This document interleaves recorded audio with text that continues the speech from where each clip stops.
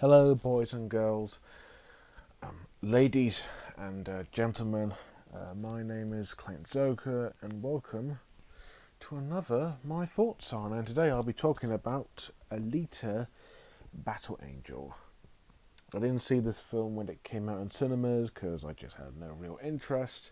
But since today is my birthday, you heard, I decided to buy this on DVD, and I've also got some other DVDs, and movies, and stuff.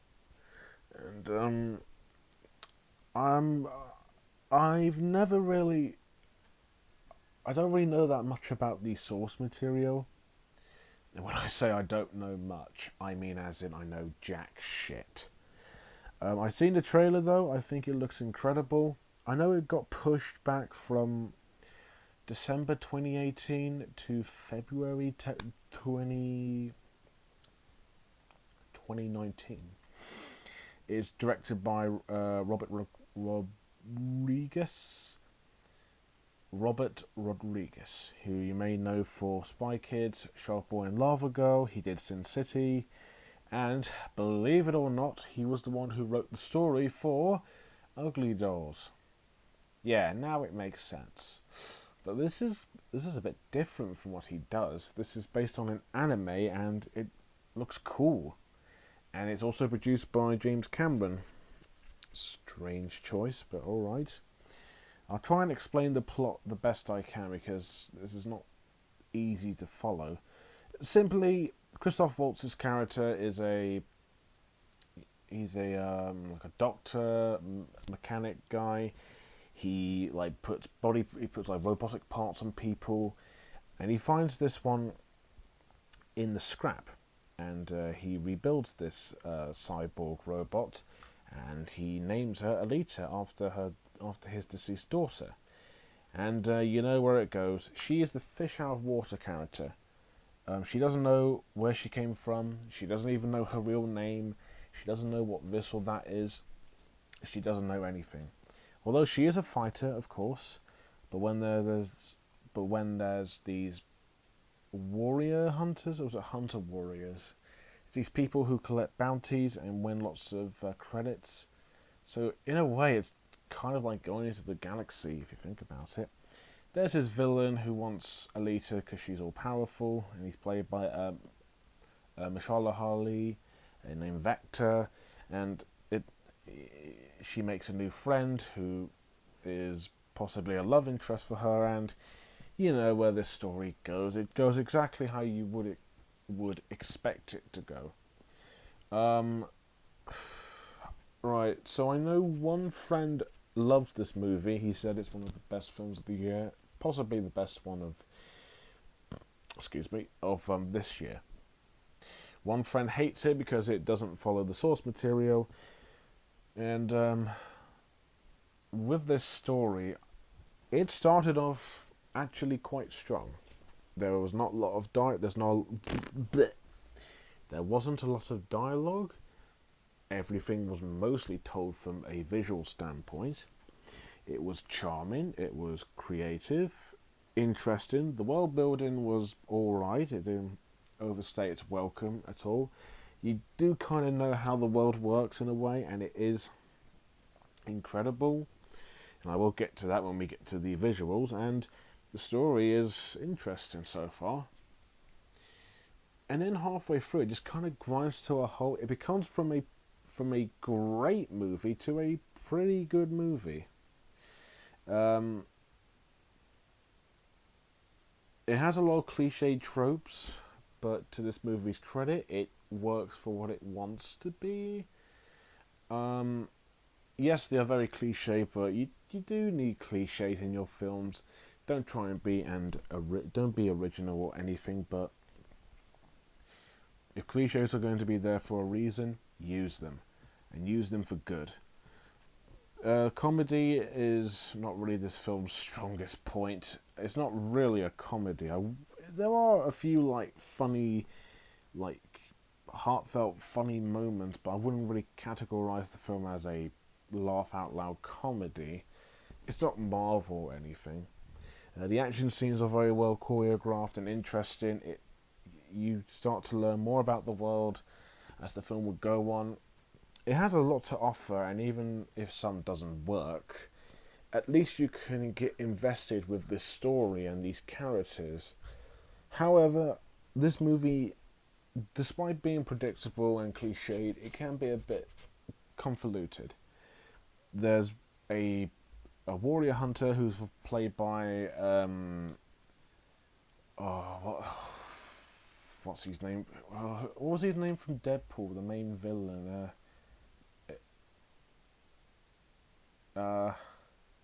Adrix or something like that. He's one of the bounty hunters, warrior hunters, whatever, who wants to hunt down Alita for parts. Then there's the boyfriend of Alita. I'm sorry, spoiler. Well, what do you expect from this character? He's played by Keenan Johnson, not Keenan Thompson. Keenan Johnson. It's not really a spoiler because you know what his role is. There's something a bit fishy going on with him. There's Vector, again, who's played by Mashallah Ali, and he's got big plans too. There's Jennifer Connelly, who is the former wife of Christoph Waltz's character. The moments that involve Alita are probably the best things about this entire film. Seeing her learn about this world and learning who she is and what her purpose in life is interesting. It brings a lot of tension, a lot of character, and it makes the film far more interesting than it already is. I can see this being a short film. This could possibly work, and about an hour in, I thought the movie was doing pretty good, doing great, but then it just kind of grinds to a halt and just becomes just a watchable, pretty good film. It loses story and it tries to be a little too dramatic. At times it can be heartfelt and it does work, but now and then it just tries a bit too hard and it does kind of give you a headache at the end of the day. Robert Rodriguez's direction here is better than his other films. At least he has kind of an understanding of how to direct a good film. In this case, a pretty good film. Yes, the story is flawed. Yes, there are many things that make it predictable, unoriginal, kind of dull, but at the same time, it does have a strong hour, and it does have some decent comedy and well done action to make it at least interesting. Not to mention its decent world building and characters, which I will get to in a bit. So overall, I think the plot and what this movie offers is good. It could have done better, but so far I'm kind of impressed. Visuals. Easily the best thing about this entire film is easily the visuals. It's not the best CGI in the world, but let me explain. Alita's CGI looks spectacular for the most part. The city of... I don't remember them. I actually don't remember. But the city that Alita lives in with Christoph Waltz looks impressive. And then there's a world up there called Naplin. Nalim. Looks also big and massive. The action scenes are very well choreographed, and they do heavily rely on too much CGI, but it's not noticeably out of place. For the most part, the CGI does kind of fit in with the world that it's in, although sometimes it can look a bit off with some of the characters' face with the green screen around them. Like, you'll see cyborgs, all metal, and you just see someone's face. It can look a bit off. When Alita goes underwater, she looks completely animated. I know she is, but I mean like from an animated film, not from a live action CGI film. And that's kind of what I see. At the same time, while the world does look impressive and it's incredible looking, at the same time it can look a bit too familiar, like Star Wars, Marvel. I wouldn't really say DC, but maybe a little bit. At times it can look far too familiar and you realise, oh wait, this looks a bit like Star Wars, for example. All the robots have very cool designs. They look very unique. And when they go onto this and when Alita does this motor ball challenge, which is a really cool concept, it's easily engaging, fun. It's it's just so much fun to watch visually. The costumes on a lot of these characters look fine. The CGI is not the worst. It blends in quite nicely, but like I said, at times it can look a bit off and just a bit out of place. But that's technology for you. Visually, the film, I think, pretty much speaks for itself. It's beautiful. It's well done. Alita looks amazing. All these robots look cool. The world looks breathtaking, and it looks really well done. However, at times it can look a bit fake, out of place, weird looking, and strange. But overall, a great achievement from Robert Rodriguez and his visual team, whatever. You know what I'm getting at. Characters and acting.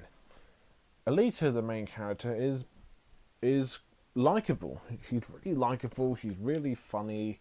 She has personality. She's badass.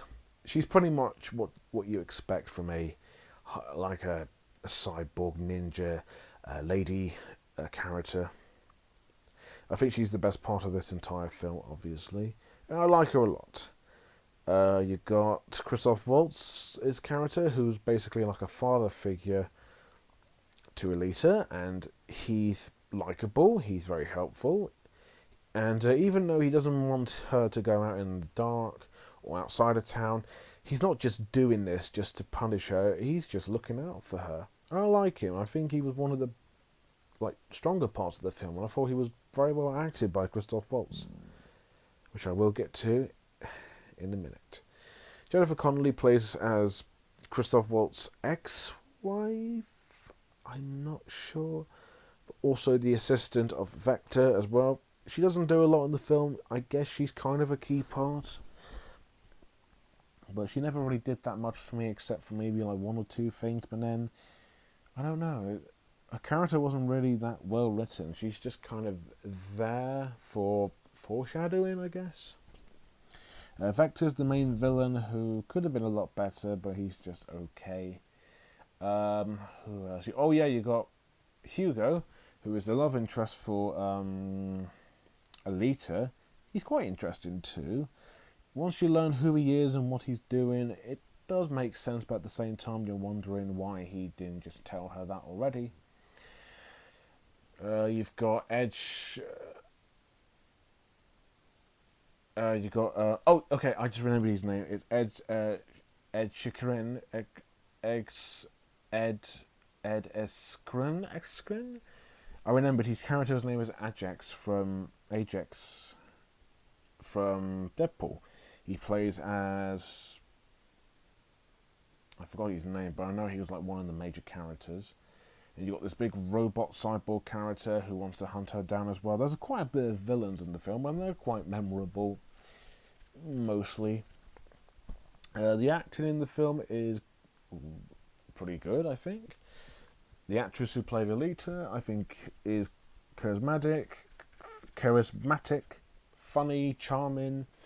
I can see a bright future for this actress. I don't know what else she's been in apart from this. I'll have to look it up. Christoph Waltz is amazing as always. Jennifer Connelly's pretty good. Mahershala Ali is great as always, just like Green Book, Spider-Man Into the Spider-Verse, you name it. Who else? Kenan Johnson is pretty good as Hugo. Ed Skrein, Ajax, I can't pronounce his name, is also quite good.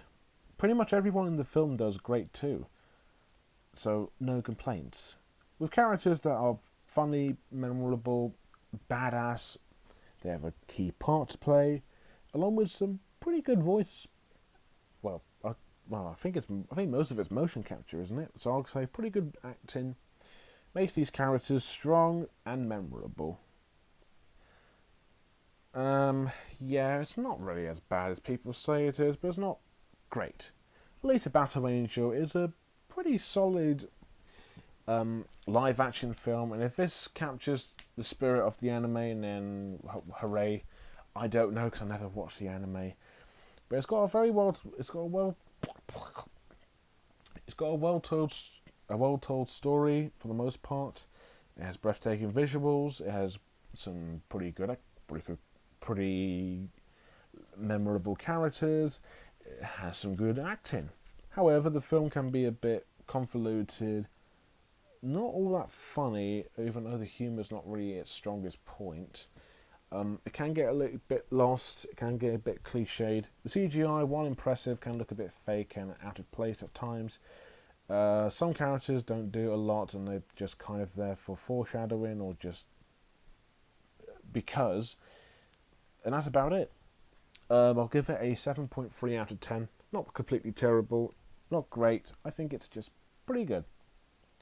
And I believe there's a sequel on the way. If so, then I will see it, even though I have doubts for the sequel. I don't know. So, yeah, that was Alita Battle Angel.